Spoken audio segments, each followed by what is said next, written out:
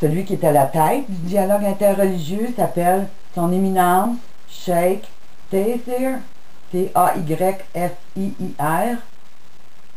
R.B. Al-Tamimi, juge suprême de la Cour des lois de la charia en Palestine. Alors, il est à la tête du conseil juridique de la charia.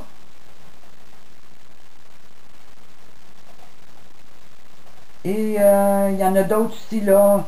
Ils disent « A number of their eminent members of the highest judicial council and Sharia Court of Appeal. » Appel, en tout cas. Vous voyez, mon anglais n'est pas trop fort. Puis si on va sur ce lien-là,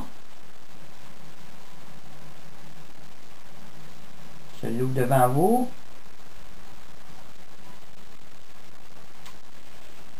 Ce lien-là, c'est un site State of Palestine, Supreme Judge Department, the Upper Council of Sharia Jurisdiction. Alors, ça vient d'un site musulman. L'article, l'information que je donne, vient d'un site musulman.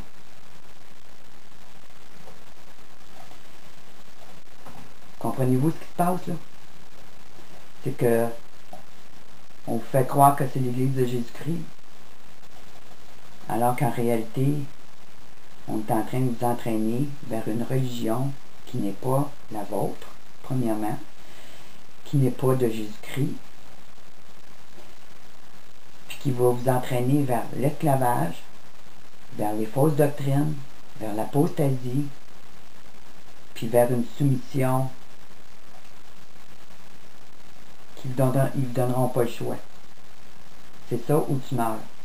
Puis c'est par des gars comme ça, qui ont fait alliance avec le Vatican, que la grande persécution va venir.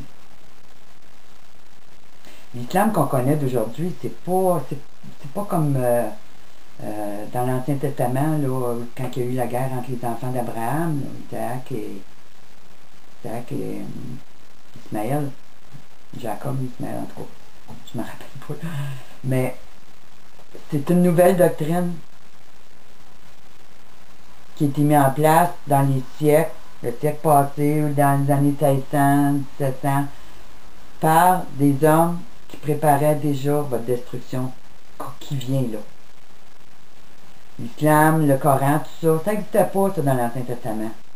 C'est une nouvelle religion, mais qu'on tente de nous faire croire que ben oui, c'est dans le temps d'Abraham, les enfants d'Ismaël, c'est les enfants d'Abraham. Oui, c'est les enfants d'Abraham, c'est sûr. Mais ce n'est pas la lignée de la promesse. Alors on confond, on met deux histoires ensemble pour n'en créer qu'une, tout en faisant croire que Jésus, ben, il est de descendance musulmane, puis que la Bible, dans le fond, elle a été manipulée, puis qu'on retrouve dans l'Ancien Testament le nom de Jésus, de Mahomet, en tout cas, il y a tout. Vous allez trouver énormément d'informations sur mon site par rapport à tout ce qui se passe ce côté-là, mais sachez que présentement, la réforme des droits de l'homme, elle est islamique, sur les lois de la charia. C'est pour ça que tous les pays membres l'appliquent présentement dans tous les pays, puis qu'elle avance là, de manière radicale. On commence à voir l'acquisition, là, qu'on brise les autos, on tue les chrétiens, on kidnappe les enfants, ça prend une ampleur là, qu'on voit vraiment, là, qu'on rentre dans le tof. Ensuite de ça, l'économie islamique, la famille Rothschild en 2009 ou début 2010 s'est soumis a fait alliance avec l'islam, l'économie islamique. Ça va amener la micropuce, là, à un moment donné, cette partie-là va obliger toutes les populations à être micropoussées, parce qu'on sait très bien que l'islam, en réalité, c'est une loi, comment je pourrais dire, c'est une loi d'esclavage. Alors, dans la Bible, dans l'Apocalypse, on nous parle qu'à la fin des temps, il va y avoir trois esprits impurs. Alors, vous avez le national-socialiste, vous avez le communiste, et vous avez l'islam, qui vont s'unir ensemble, former une pyramide, un tout, et ils vont amener une ère d'esclavage. Si nous, on n'a pas connu ça, l'ère de l'esclavage, d'autres pays l'ont connu bien avant nous autres. Mais nous, là, c'est ce qu'on va vivre dans les prochains mois, dans les prochaines semaines qui viennent. Alors, il faut être prêt spirituellement. Il faut être prêt à... Ce qui s'en vient, mes amis, là, c'est l'horreur. Si vous n'avez pas le Seigneur Jésus dans vos vies, là, vous êtes fait, vous n'avez aucun espoir, vous n'avez aucune espérance. Moi, je pourrais me retrouver avec plus rien demain matin, puis c'est sûr, tout ce que j'ai dans ma maison, c'est... On a toujours espoir qu'on va laisser ça en héritage à nos enfants. Qu'eux vont pouvoir profiter, puis se rappeler qu'il y avait une maman qui avait, bon, telle affaire. Mais on va tout se faire enlever, là. On va se faire enlever nos maisons, on va se faire enlever nos biens, on va se faire enlever notre nourriture, on va se faire enlever même notre santé. Parce qu'il y a tellement de conspirations pour nous détruire là, que ça n'a plus de sacré bon temps. Alors, ces gens-là, là, ils travaillent là, pour nous détruire. Là. Puis pour prendre possession de ce monde-là, puis le donner à Lucifer.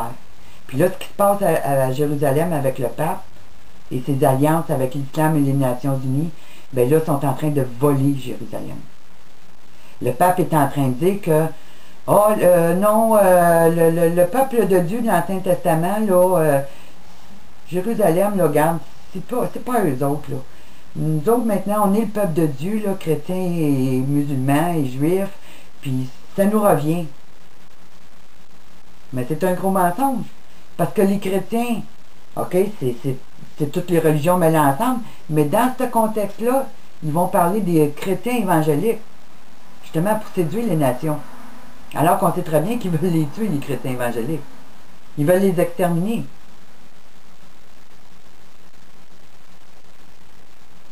Alors, il y a un calife mondial sur le monde, puis leur but, c'est de dominer le monde. Puis sur ça, ils vont servir du Vatican, ils vont servir des Nations Unies pour le faire, afin d'amener la victoire finale pour Lucifer. Alors, mes amis,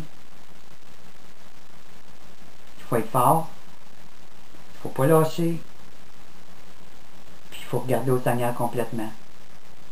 Parce qu'on va voir des choses, des abominations, on va voir des atrocités dans nos familles, on va voir des gens qui vont nous vendre, on va voir des gens qui vont s'entretuer pour une bouchée de pain.